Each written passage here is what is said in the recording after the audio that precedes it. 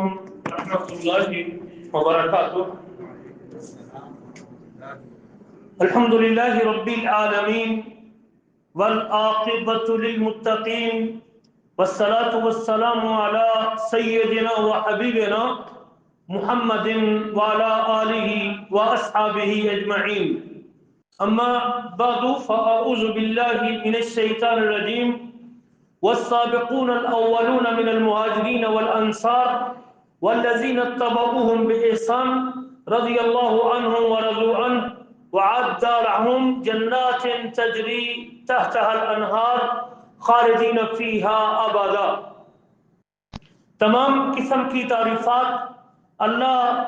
ذوالجلال کے لیے،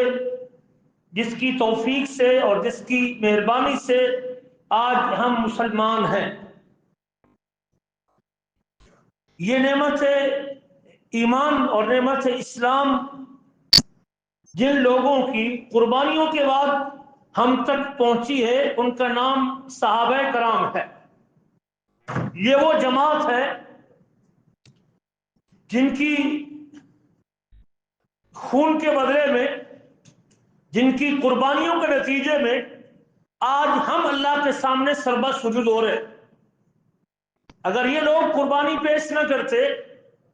یہ لوگ اس وقت نبی کریم صلی اللہ علیہ وسلم کے دست و بازو نہ بنتے، اگر یہ لوگ اپنے بچے قربان نہ کرتے، اگر یہ لوگ اپنے گھر نہ چھوڑتے، اگر یہ لوگ تپتی ریت کے اوپر اللہ کے ایک ہونے کی گواہی نہ دیتے، اگر یہ لوگ اپنے جسموں کے دو ٹکڑے نہ کرواتے، اگر یہ لوگ اپنے بیوی اور بچوں کی قربانی نہ دیتے، اگر یہ لوگ اپنے گھر بار نہ چھوڑتے، تو آج میں اور آپ بھی کسی مندر کے اندر گھنٹیاں بجا رہے ہوتے۔ یہ ان لوگوں کے گھر بار چھوڑنے کا نتیجہ ہے، یہ ان لوگوں کے جہاد کرنے کا نتیجہ ہے، یہ ان لوگوں کے اسلام کو قبول کرنے کے بعد اس کی تبلیغ کا نتیجہ ہے کہ آج ہم اشہد ان لا الہ الا اللہ واشہد ان محمد رسول اللہ کی گواہی دیتے ہیں۔ ورنہ ہم بھی کسی گرجا گھر میں ہوتے، ورنہ ہم بھی کسی مورتی کے سامنے جھکے ہوتے، ورنہ ہم بھی اللہ اکبر کبیرہ آگ کی پوجا کر رہے ہوتے۔ یہ اس پہلی جماعت اور اس پہلے گروہ کی قربانیوں کا نتیجہ ہے کہ آج میں اور آپ اللہ کی توحید کا اقرار کرنے والے ہیں اور محمد صلی اللہ علیہ وسلم کی رسالت کو تسلیم کرنے والے ہیں۔ تاریخ انسانی میں بے شمار قومیں آئی ہیں، بے شمار گروہ آئے ہیں، بڑی بڑی بادشاہتوں کا تذکرہ ملتا ہے، بڑے بڑے ملک موجود تھے، نامور بادشاہ بھی گزرے ہیں، فلسفی اور جرنیل قسم کے لوگ بھی ہیں، لوگوں کے ساتھ جنگیں کرنے والے اور جنگوں میں بہادری کے جوہر دکھانے والے لوگ بھی گزرے ہیں۔ انسانی تاریخ کے اندر مصلح بھی پیدا ہوئے ہیں جنہوں نے لوگوں کی اصلاح کی ہے، لیکن اگر اللہ ذوالجلال نے اپنے آخری نبی حضرت محمد صلی اللہ علیہ وسلم کی رفاقت کے لیے اور ان کی ہمنوائی کے لیے اور ان کی بات پر ایمان رکھنے کے لیے اور ان کی ہر قسم کی تائید کرنے کے لیے جس جماعت کا رب نے انتخاب کیا، اس جماعت کو صحابہ کرام کہتے ہیں۔ ان کی تعریف میں اللہ ذوالجلال نے اس آخری کتاب میں ایک نہیں 20 آیتیں نازل کی ہیں۔ ان کی تائید میں رب ذوالجلال نے اپنی رضامندی کا اظہار اور اعلان کیا ہے۔ ان کے ایمان کی گواہی پروردگار نے اپنے آخری کلام میں دی ہے۔ ان کی قربانیوں کا ذکر اور اپنی جانوں کے بدلے میں جنت کا سودا کرنے کا ذکر اللہ نے اپنی آخری وحی میں کیا ہے۔ اور اللہ اکبر کبیرہ، دنیا میں اگر کسی جماعت کو رب ذوالجلال نے جنتی ہونے کی بشارت اپنے نبی کی زبانی دلوائی ہے تو وہ یہ صحابہ کرام کی جماعت ہے۔ صرف ان کو نہیں بلکہ آنے والے قیامت تک آنے والے لوگوں کو اگر کسی کے نقش قدم پر چلنے کی اور کسی کے ایمان جیسے ایمان لانے کی اور کسی کے ایمان کی طرح ایمان لانے کی رب ذوالجلال کی طرف سے آفر اور اللہ کی طرف سے پیغام ہے اور اللہ نے حکم دیا ہے، تو یہ وہی صحابہ کرام کی جماعت ہے۔ اللہ قرآن میں کہتے ہیں فَإِنْ آمَنُوا بِمِثْلِ مَا آمَنْتُمْ بِهِ فَقَدْ اهْتَدَوْا، اگر آپ کے بعد آنے والے لوگ، قیامت تک آنے والے لوگ، اگر آپ جیسا ایمان لے کے بِمِثْلِ مَا آمَنْتُمْ بِهِ، اس آمنتم کا مخاطب جب جبریل آ رہے تھے کون تھے سامنے؟ صحابہ سے۔ آمنتم کا پہلا جس طرح تم ایمان لے کے آئے تھے، اس میں ابو بکر بھی ہے، اس میں عمر بھی ہے، اس میں عثمان بھی ہے، اس میں علی بھی ہے، اس میں اللہ اکبر طلحہ بھی ہے، اس میں زبیر بھی ہے، اس میں سعد بھی ہے، اس میں سعید بھی ہے، اس میں مہاجر بھی ہے، اس میں انصاری بھی ہے، اس میں احد والے بھی ہیں، اس میں بدر والے بھی ہیں، اس میں صلح حدیبیہ والے بھی ہیں۔ رسول کریم پر ایمان لانے والے 23 سالوں میں جس نے بھی ایمان کی حالت میں اللہ کے رسول کو دیکھا ہے، رب نے قرآن میں کہا ہے فَإِنْ آمَنُوا بِمِثْلِ مَا آمَنْتُمْ بِهِ، اگر بعد کے لوگ ابو بکر تیرے جیسا، عمر تیرے جیسا، عثمان تیرے جیسا، علی تیرے طرح کا ایمان لے کے آئیں گے، فَإِنْ آمَنُوا بِمِثْلِ مَا آمَنْتُمْ بِهِ فَقَدْ اهْتَدَوْا، اگر تمہارے جیسا ایمان لے کے آئیں گے، اگر تمہاری قسم کے مومن ہوں گے، اگر تمہاری طرح کے ایمان والے ہوں گے، جس چیز کا تم عقیدہ رکھتے ہو اگر وہ عقیدے پہ ہوں گے، جس ذات کی تم عبادت کرتے ہو اگر اس طرح عبادت کریں گے، جس طرح تم محمد کریم کو مانتے ہو اگر اس طرح مانیں گے، اگر جس طرح تم اس کتاب پہ ایمان رکھتے ہو اگر اس طرح کتاب پہ ایمان رکھیں گے، فقد اہتدوا، تو پھر وہ بعد کے لوگ ہدایت پہ ہے، صراط مستقیم پہ ہے، سیدھے راستے پہ ہے۔ اگر کسی کا ایمان صحابہ کے ایمان کی طرح نہیں ہے تو وہ ہدایت پہ۔ کسی جماعت کو پرکھنے کے لیے، کسی گروہ کو جانچنے کے لیے کہ یہ گروہ ہدایت پہ ہے یا گمراہی پہ ہے، یہ بھٹکا ہوا ہے، یہ صراط مستقیم پہ ہے، یہ سیدھے راستے پہ ہے، یہ حق بات کو چھوڑے ہوئے ہے، تو آپ اس کا صحابہ کے حوالے سے اس کا تذکرہ کر کے دیکھیے۔ اگر اس کے سینے میں صحابہ کی عداوت ہے، اس کے سینے میں صحابہ کا بغض ہے، اس کے سینے میں صحابہ کی دشمنی ہے، اس کے سینے میں صحابہ کی عداوت ہے، اس کے سینے میں صحابہ کے بارے میں کینے ہے، تو وہ ہدایت پہ نہیں، وہ گمراہی پہ ہے۔ ہدایت پہ وہ ہے جس کے سینے میں صحابہ کی محبت۔ یہ وہ جماعت ہے جس کو اللہ نے ایمان، معیار ایمان قرار دیا، جن کے ایمان کو اللہ نے ایمان کے لیے معیار قرار دیا ہے، لوگوں کو پرکھنے کے لیے کہ بندہ ہدایت پہ ہے یا گمراہی پہ، حق پہ ہے یا باطل پہ ہے، تو اللہ ذو الجلال نے ایمان کو پرکھنے کے لیے معیار صحابہ کے ایمان کو معیار قرار دیا۔ یہ وہ مقدس ہستی ہے اور یہ وہ نفوس قدسیہ ہے جن کی آنکھوں نے نبی کریم کے جمال کو دیکھا ہے، جن کی آنکھوں نے اللہ کے رسول کے چہرے کا دیدار کیا ہے، جنہوں نے اپنے آنکھوں کو حبیب کبریا کے چہرے کی زیارت سے ٹھنڈا کیا ہے، جن کے کانوں نے جبریل کے لائے ہوئے پیغام کو جو نبی کریم کے قلب ازل پہ لے کے آتا تھا، اور اس کلام کو نبی کریم کی زبانی اگر بغیر کسی واسطے کے آسمان کی وحی کو جس جماعت سے سنا ہے، براہ راست اللہ کے نبی سے سنا ہے، وہ جماعت صحابہ کرام کی ہے، جن کی زبانیں مبارک، جنہوں نے اللہ کے نبی کی زبان مبارک سے آسمان سے اتری وحی کو سنا ہے، جن کے دل نور کے ایمان سے منور ہوئے، جن کے ہاتھوں میں اسلام کا پرچم تھا، جن کے ہاتھوں میں اسلام کی سربلندی کے لیے تلوار تھی، جن کے کندھوں پر اللہ تعالیٰ نے قیامت تک دین کو پہنچانے کی ذمہ داری ڈالی تھی، وہ جماعت صحابہ کرام کی جماعت تھی۔ میں نے اس لیے یہ گفتگو کی ہے کہ آج حب اہل بیت کے نام پہ، آج عشرہ محرم کے نام پہ، آج حضرت حسین کی شہادت کی آڑ میں اگر کوئی صحابہ کے بارے میں بدگمان کرتا ہے کسی انسان کو اور کسی مسلمان کو، وہ بھٹکا ہوا اور گمراہ شخص ہے، اس میں کوئی شک نہیں۔ ہم نے پچھلی مجلس میں اہل بیت کا تذکرہ کیا تھا کہ اہل بیت ہمارے نزدیک کیا مقام رکھتے ہیں، ہم اہل بیت کا احترام کرتے ہیں، ان کی محبت کو ایمان کا حصہ سمجھتے ہیں،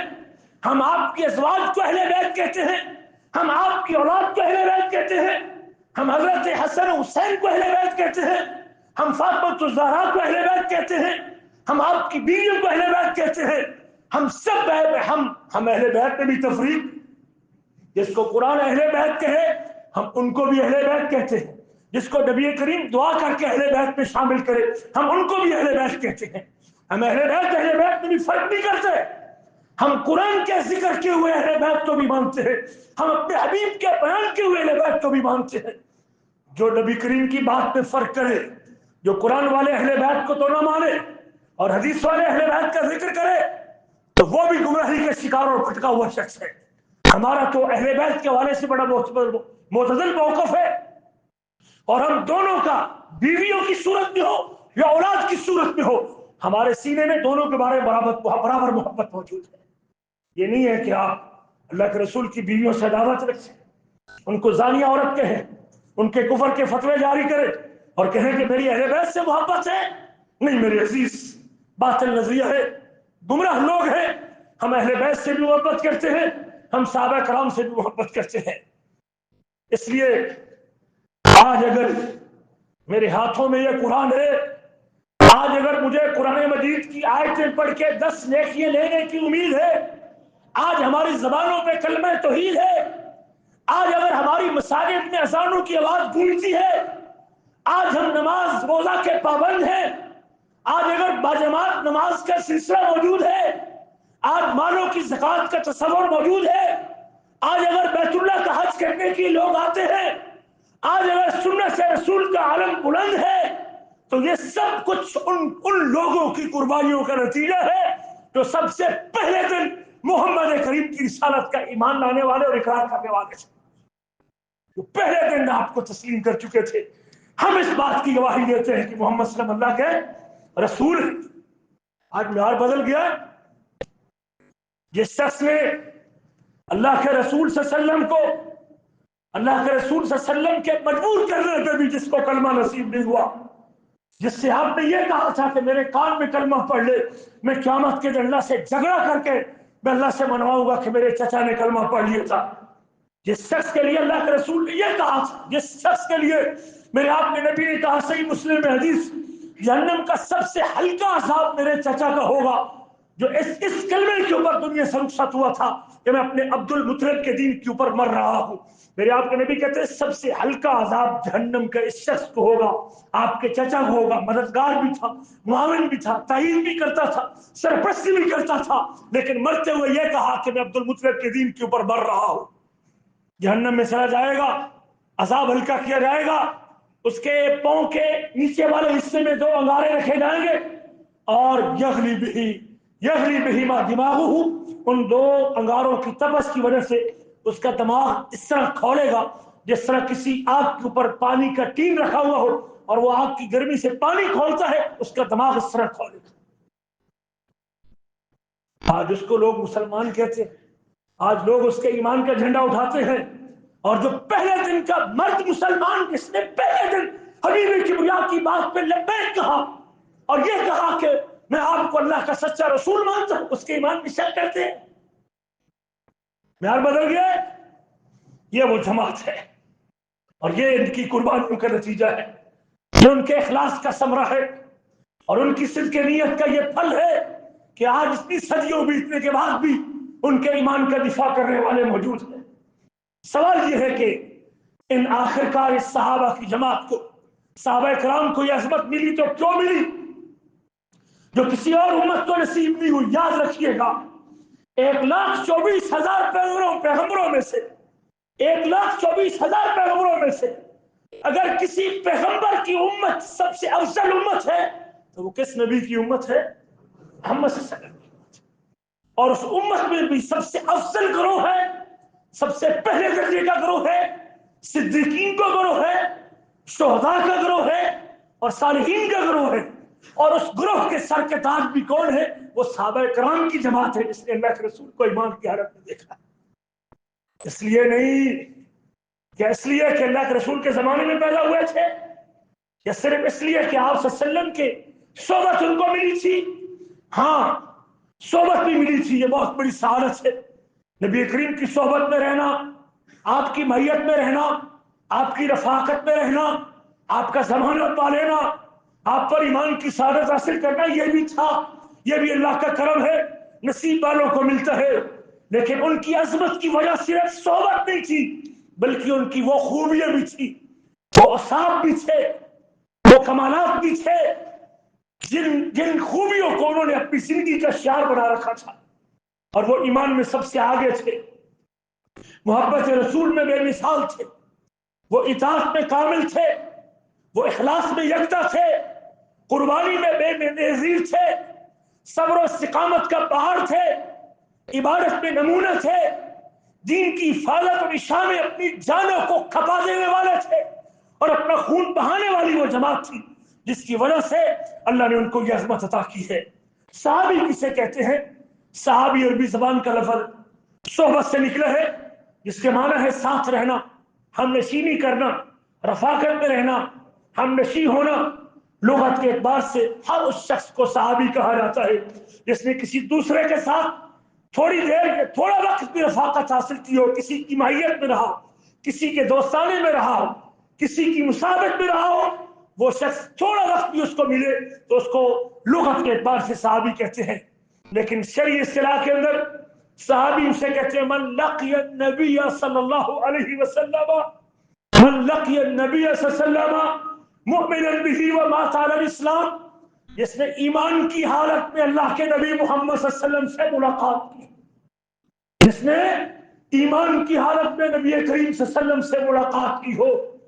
اور ومات علی الاسلام، اور اسی اسلام کے اوپر وہ دنیا سے رخصت ہوا ہو، اس کو صحابی کہتے ہیں۔ اس تعریف کے اندر اور وہ شخص شامل ہے، صحابی وہ شخص ہے جو نبی کریم صلی اللہ علیہ وسلم سے اس حال میں ملا ہو کہ اللہ اکبر وہ مومن ہو اور آپ پر ایمان بھی لایا ہو اور اسی اسلام پر اس کی وفات بھی ہوئی ہو۔ وہ تمام صحابہ جن کو تھوڑا وقت بھی اللہ کے نبی صلی اللہ علیہ وسلم کی رفاقت میں ملا ہے اور آپ صلی اللہ علیہ وسلم کی مصاحبت ملی ہے اور آپ صلی اللہ علیہ وسلم کا ساتھ نصیب ہوا ہے، آپ صلی اللہ علیہ وسلم کے ساتھ بھلے وہ کسی جنگ میں شریک ہوا ہے کہ نہیں ہوا، لیکن ایمان کے اوپر اس کو وفات ہوئی ہے اور آپ صلی اللہ علیہ وسلم پر ایمان لے آیا ہے، اس شخص کو صحابی کہتے ہیں۔ صحابہ کرام کا مقام قرآن و سنت میں بڑا واضح ہے۔ صحابہ کرام کا مقام کسی محرک اور کسی تاریخ دان کے عالم کے مقرر کرنے سے نہیں، بلکہ اللہ تعالیٰ اور اس کے رسول نے ان کے مقام کو خود مقرر کیا ہے اور ان کی عظمت کو بیان کیا ہے۔ ان کی عظمت کے حوالے سے قرآن ایک نہیں 20 مقام پہ قرآن کا پیغام واضح ہے۔ اللہ تعالیٰ فرماتے ہیں والسابقون الاولون من المہاجرین والانصار، سبقت لے جانے والے، پہلے پہل اسلام کو قبول کرنے والے، پہلی گھڑی میں نبی کریم کی ہاتھ رکھنے والے، پہلے پیغام پہ حبیب کبریا کی دعوت کو قبول کرنے والے، پہلے پیغام پہ پہلے اعلان پہ رسول کریم صلی اللہ علیہ وسلم پر ایمان لے آنے والے، پہلی دعوت کو قبول کرنے والے، والسابقون الاولون من المہاجرین والانصار، وہ مہاجروں میں سے ہوں یا انصاریوں میں سے ہوں، والذین اتبعوہم بإحسان، اور جو احسان کے ساتھ ان کی پیروی کرتے رہے، رضی اللہ عنہم ورضوا عنہ، اللہ ان سے راضی اور وہ اللہ سے۔ جب رب ان سے راضی ہے مجھے کیا تکلیف ہے؟ اگر آج مجھے ان کے ایمان میں تردد ہے، اگر آج مجھے ان کے ایمان میں شک ہے تو اس کا معنی ہے کہ رب کی خبر پر مجھے تسلی، پھر رب کی بات پر میرا یقین۔ اللہ کہتے ہیں رضی اللہ عنہ ورضوا عنہ، اللہ ان سے راضی ہے اور وہ اللہ سے راضی ہے۔ وَأَعَدَّ لَهُمْ جَنَّاتٍ تَجْرِي تَحْتَهَا الْأَنْهَارُ، اللہ نے ان کے لیے باغات تیار کیے ہیں جن باغات کے نیچے نہریں چلتی ہیں، خالدین فیہا ابدا، اور ان سب کرنے جانے والے ایمان لانے والوں کو، وہ مہاجروں میں سے ہوں یا انصاریوں میں سے ہوں، وہ مکہ چھوڑ کے مدینہ جانے والے ہوں یا مدینہ میں مہاجروں کا استقبال کرنے والے ہوں، رضی اللہ عنہم، اللہ ان سے راضی ہے، اللہ نے ان کے لیے باغات تیار کیے ہیں، ان کے نیچے نہریں چلتی ہیں، خالدین فیہا ابدا، اور وہ ہمیشہ ہمیش ان باغوں میں زندگی گزارنے والے۔ یہ آیت صحابہ کی عظمت کی سب سے بڑی دلیل ہے، جس میں اللہ ذوالجلال نے ان سے اپنی رضامندی کا اعلان بھی کیا، اور رب ان سے راضی کی نہیں راضی۔ اس میں ابو بکر شامل ہے کہ نہیں شامل؟ اس میں عمر شامل ہے کہ نہیں شامل؟ اس میں عثمان شامل ہے کہ نہیں شامل؟ اس میں عائشہ شامل ہے کہ نہیں شامل، اس میں حفصہ داخل ہے کہ نہیں داخل، اس میں طلحہ زبیر داخل ہے کہ نہیں داخل، اس میں سارو صحیح شامل ہے کہ نہیں شامل، اس میں تمام مہاجر انصاری داخل ہے کہ نہیں شامل، اس میں سب داخل ہیں۔ وہ فتح مکہ کے اوپر مسلمان ہوا ہو یا اس سے پہلے مسلمان ہو، اللہ سبحانہ جلال کہتے ہیں جو بھی ہجرت کر کے مکہ میں ایمان قبول کر کے مدینہ تشریف لانے والے ہیں یہ مہاجر ہیں، اور جو مدینہ میں آپ صلی اللہ علیہ وسلم کی آمد سے پہلے اسلام قبول کر چکے تھے اور مہاجروں کو اپنے گھر دے رہے تھے، یہ انصاری ہے، اللہ ان سے راضی ہے۔ جب رب ان سے راضی بھی ہے اور وہ رب سے راضی بھی ہے اور اللہ ان سے جنت کا وعدہ بھی کرتا ہے اور اللہ ان کو ہمیشہ جنت میں داخل ہونے کی خبر بھی دیتا ہے کہ وہ آباداً جنت میں رہیں گے، پھر آج اگر مجھے تکلیف ہے تو اس کا معنی ہے رب کے اس فرمان پر مجھے ایمان، میرا ایمان نہیں ہے۔ وہ منکر ہے اللہ کی کتاب کا، وہ منکر ہے اللہ کے قرآن کا، وہ منکر ہے اللہ کی خبر کا، وہ منکر ہے اللہ کی وحی کا، جو صحابہ کرام کے حوالے سے بدگمانی کا شکار ہے یا ان کے ایمان کے اندر شک کرتا ہے۔ یہ وہ لوگ ہیں جن کے ایمان کی گواہی اللہ قرآن میں دیتے ہیں سورۃ فتح میں، لقد رضی اللہ عن المؤمنین اذ یبایعونک تحت الشجرہ، لقد رضی اللہ عن المؤمنین، اللہ راضی ہے ان ایمانداروں سے، اللہ راضی ہے ان ایمان والوں سے، اللہ خوش ہے ان ایمان والوں سے، اذ یبایعونک تحت الشجرہ، جو درخت کے نیچے بیٹھ کے محمد کریم کے ہاتھ پہ ہاتھ رکھ رہے تھے۔ کس کا بدلہ لینا؟ عثمان بن عفان کے خون کا بدلہ لینا۔ شہید نہیں ہوئے تھے، شہید نہیں ہوئے تھے، صرف افواہ پھیلی تھی، شہید نہیں ہوئے تھے، اللہ کو علم تھا کہ شہید رب کے علم میں تھا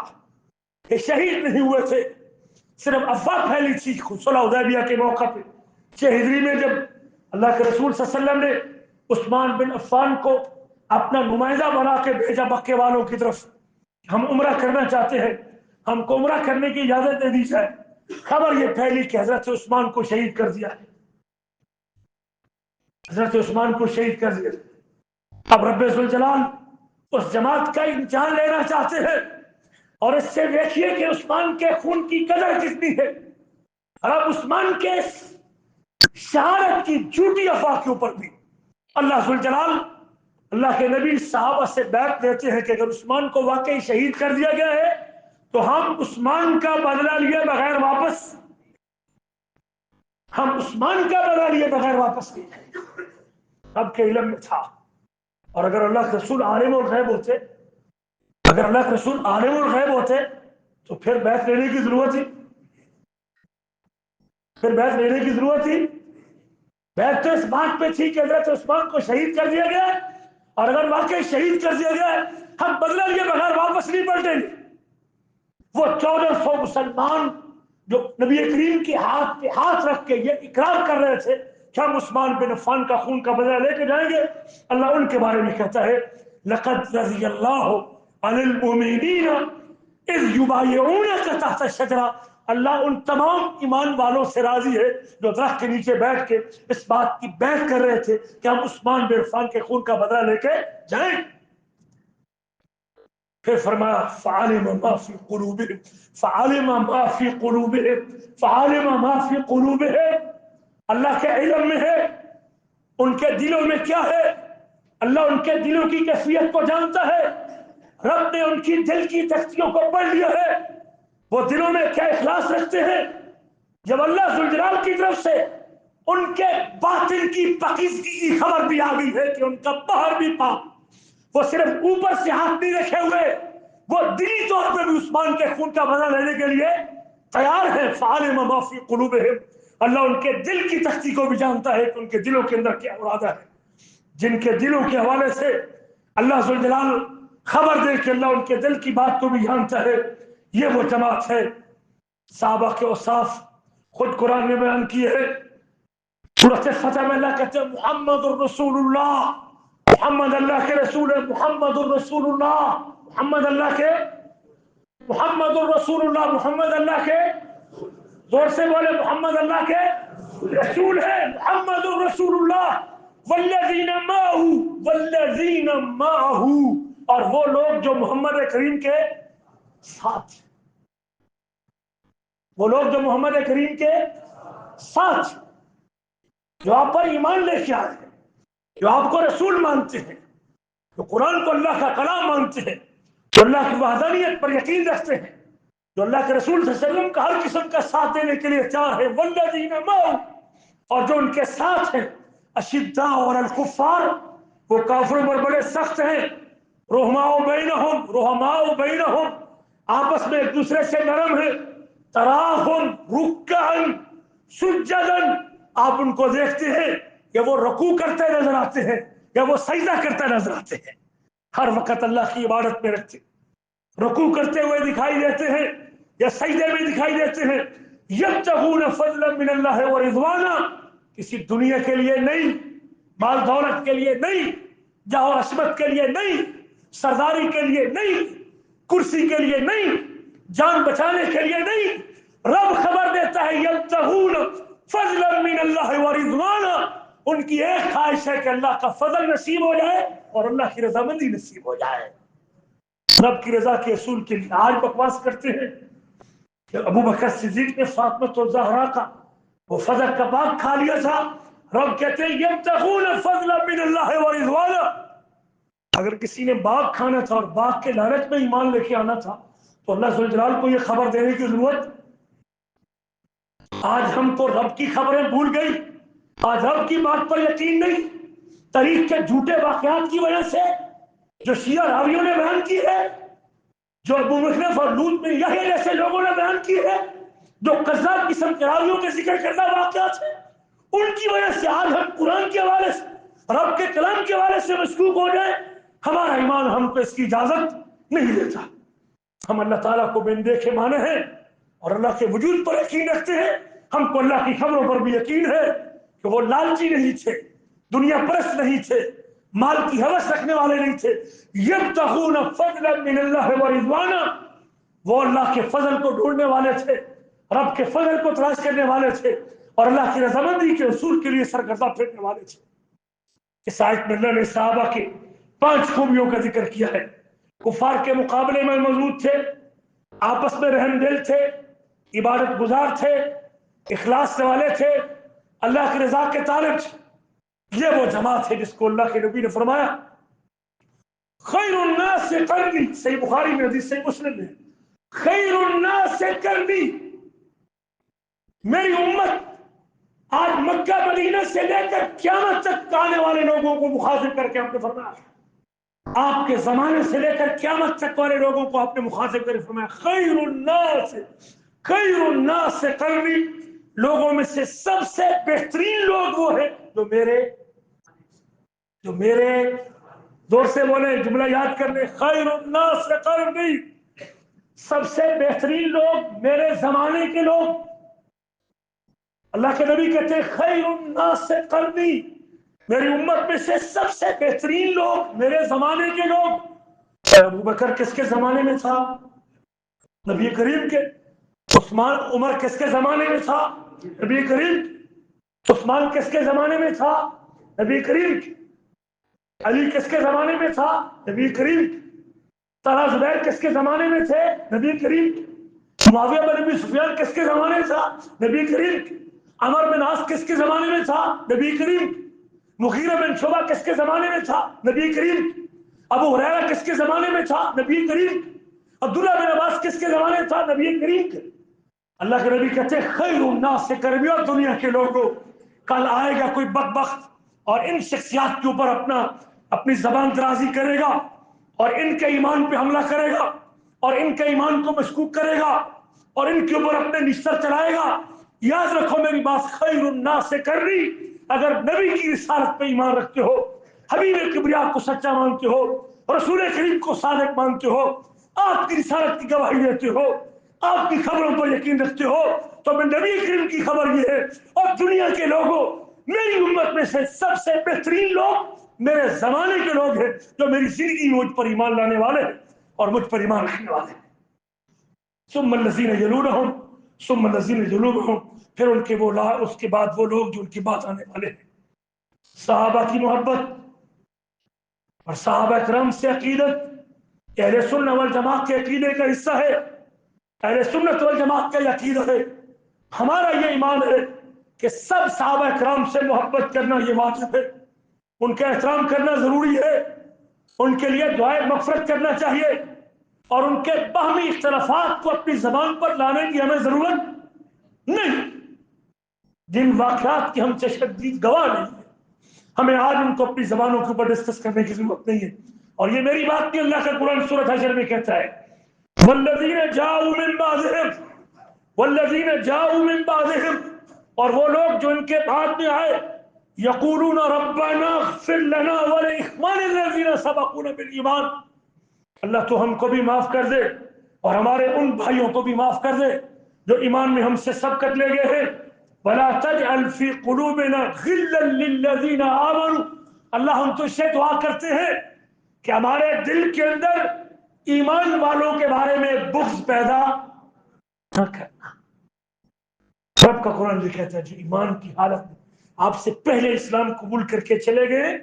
جو آپ سے پہلے اسلام لا کے چلے گئے، جو آپ سے پہلے مسلمان ہو کے اللہ کے پاس چلے گئے، جو آپ سے پہلے نبی کریم کو رسول مان کے چلے گئے ہیں، ان کے لیے کیا کہنا ہے؟ ربنا اغفر لنا ولاخواننا الذین سبقونا بالایمان، اللہ ہم کو بھی معاف کر دے اور اللہ ان کو بھی معاف کر دے جو ایمان میں ہم سے سبقت لے گئے۔ ابو بکر سبقت لے گئے کہ نہیں؟ عمر سبقت لے گئے کہ نہیں؟ عثمان سبقت لے گئے کہ نہیں؟ طلحہ زبیر سبقت لے گئے کہ نہیں؟ کس کس کا نام؟ مہاجر سبقت لے گئے کہ نہیں؟ انصاری سبقت لے گئے کہ نہیں؟ عہد میں شریک سبقت لے گئے کہ نہیں؟ جنگ بدر میں شریک سبقت لے گئے کہ نہیں؟ حدیبیہ کے اندر موجود سبقت لے گئے کہ نہیں؟ آپ صلی اللہ علیہ وسلم کی زندگی میں آپ کے بعد ایمان کی حالت میں جو دنیا سے چلا گیا ہے، رب کا قرآن ہم کو یہ تعلیم دیتا ہے ربنا اغفر لنا ولاخواننا الذین سبقونا بالایمان، اللہ ہم کو بھی معاف کر دے اور ان لوگوں کو بھی معاف کر دے جو ایمان میں ہم سے سبقت لے گئے۔ ولا تجعل فی قلوبنا غلا للذین آمنوا، اللہ ہمارے دل کے اندر ایمان والوں کے حوالے سے کینہ پیدا نہ کرنا، بغض پیدا نہ کرنا۔ اللہ سے یہ دعا کرنی چاہیے کہ اللہ کسی بھی ایمان والے کے بارے میں میرے دل میں کوئی بغض اور کینہ ہونا چاہیے۔ اور جو ابو بکر کا بغض لے کے مر گیا ہدایت پہ ہے، اس دعا میں آئے گا، وہ اس دعا میں آئے گا رب کی، یہ رب کی بتائی ہوئی دعا، یہ سورۃ حشر کے کلمات ہیں۔ رب کہتا ہے اللہ سے دعا کرو کہ کسی گزشتہ مسلمان کے بارے میں تیرے سینے میں بغض نہ ہو۔ اور آج اگر وہ جماعت جو صحابہ کا بغض پیدا کرتی ہے تیرے میرے سینے میں، رب کہتا ہے کسی مسلمان کے بارے میں تیرے سینے میں بغض، یہ کون کہہ رہا ہے؟ اللہ قرآن میں کہتے ہیں، سورۃ حشر میں نہ کہتے ربنا ولا تجعل فی قلوبنا غلا للذین آمنوا، اللہ ہمارے سینوں میں ان لوگوں کے بارے میں بغض پیدا نہ کرنا جو ہم سے پہلے ایمان لے کے آئے اور دنیا سے چلے گئے۔ آج اگر ایک جماعت اٹھے اور وہ آپ کے سینے میں صحابہ کا بغض پیدا کرے، مجھے بتائیے رب کی اس فرمان کی روشنی میں ان کا منہج باطل ہے یا حق پہ ہے؟ باطل منہج پہ ہے، وہ جماعت باطل منہج پہ ہے، وہ گمراہ جماعت ہے۔ رب کہتا ہے مجھ سے دعا کرو، مجھ سے دعا کرو کہ یا رب کسی گزشتہ مسلمان کے بارے میں میرے سینے میں بغض پیدا نہ کر۔ اور آج اگر ایک جماعت اٹھ کے صحابہ کے بارے میں بغض پیدا کرتی ہے، وہ بھٹکی ہوئی جماعت۔ امام طحاوی کہتے ہیں نحب اصحاب رسول اللہ، ہم اللہ کے رسول کے صحابہ سے محبت کرتے ہیں، ولا نفرط فی حب احد منهم، ان میں سے کسی ایک کی محبت میں ہم غلو سے کام نہیں لیتے، حد سے آگے نہیں بڑھتے، ہم کسی ایک کو اللہ نہیں کہتے، ہم حضرت علی کی الوہیت کے قائل نہیں، ہم کسی سے دعا کے قائل نہیں، ہم کسی کی قبر کے سجدے کے قائل نہیں، ہم اس میں سے کسی کو مشکل کشا کہتے نہیں، ہم کسی سے حاجت روائی کرتے نہیں، ہم ان کے فوت ہونے کے بعد ان سے دعا کے قائل نہیں۔ اہل سنت کا عقیدہ یہ ہے ولا نفرط فی حب احد منهم، ہم ان میں سے کسی کی محبت میں حد سے آگے بڑھنے والے نہیں، ولا نتبرأ من احد منهم، اور ان میں سے کسی ایک سے برات کا اظہار بھی نہیں کرتے، ہم کسی ایک سے برات کا اظہار بھی نہیں کرتے اور کسی کی محبت میں تفریق کا شکار بھی نہیں ہے۔ عقیدہ طحاویہ کی عبارت احمد بن حنبل کہتے ہیں من السنت ذکر محاسن اصحاب رسول صلی اللہ علیہ وسلم،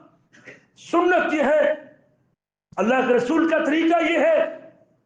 کہ اللہ کے نبی کے صحابہ کا ذکر کیا جائے، ان کی خوبیوں کو بیان کیا جائے، ان کی اچھائیوں کا تذکرہ کیا جائے،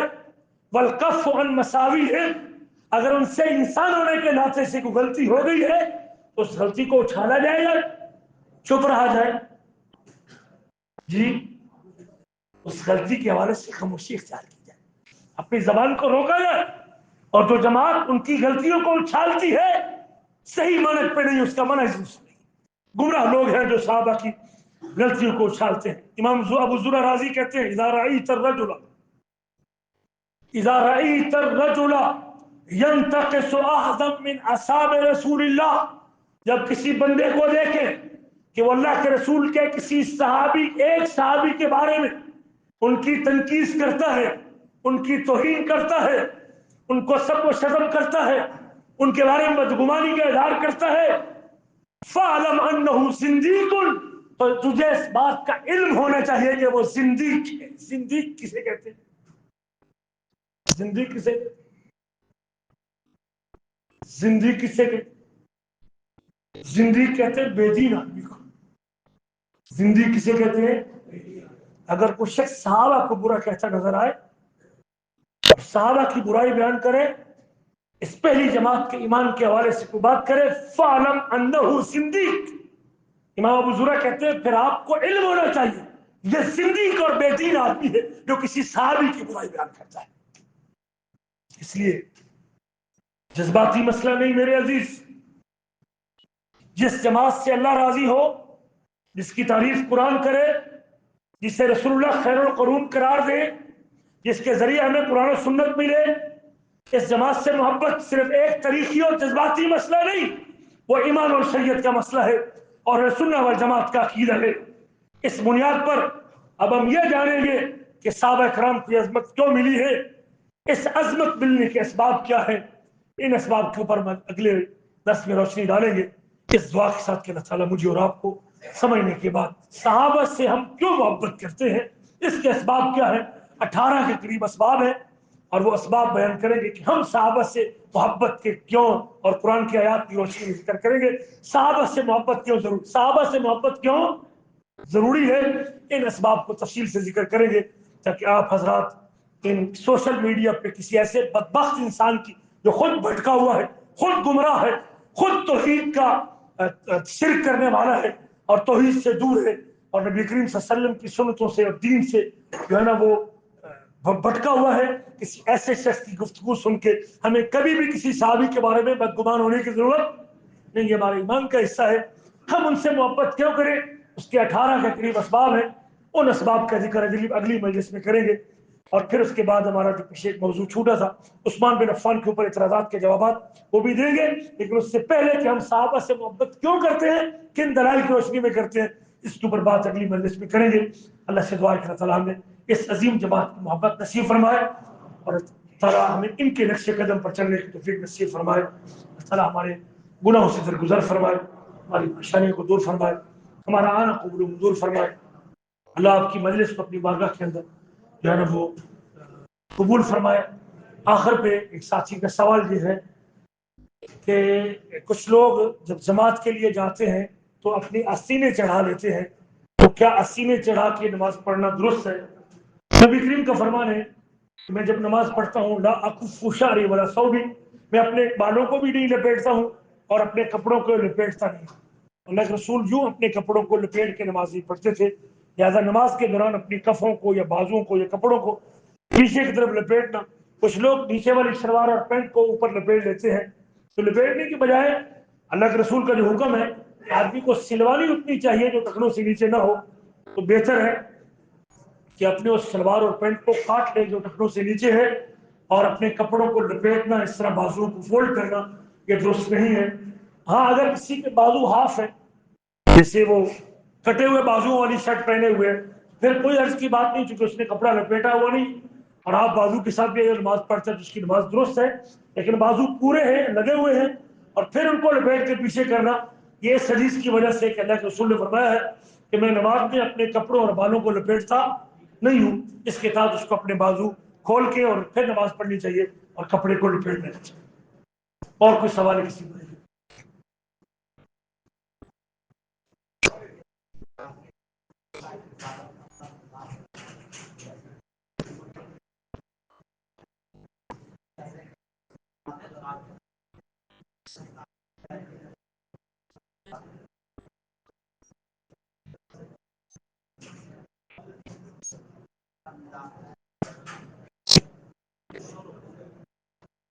مجھے آپ کی بات سمجھ لیجیے. ایک حوالے سے کہتے ہیں کہ وہ تالے لگے ہوئے